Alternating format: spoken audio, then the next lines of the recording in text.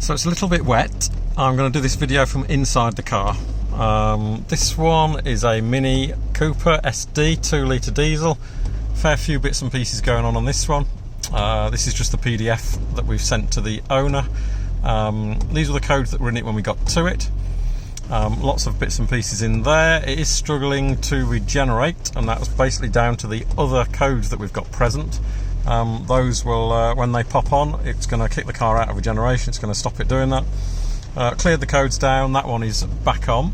Now the 480A code will be complaining that the DPF is struggling and needs to regenerate but hasn't had chance to, but doesn't indicate that it's blocked.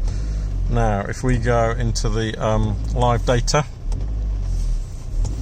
just check on the exhaust system.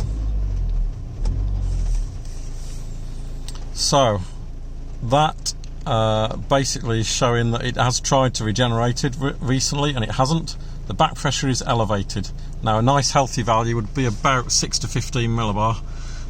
That's up at 31. Typically it'll block when it gets approaching 50. So it's not yet blocked, but it is on the way. So those EGR issues and the other issues in that list need sorting out before this is going to regenerate properly. So we are giving it an engine clean to clean up the source of the dirt, but without resolving those other issues, this DPF will eventually block.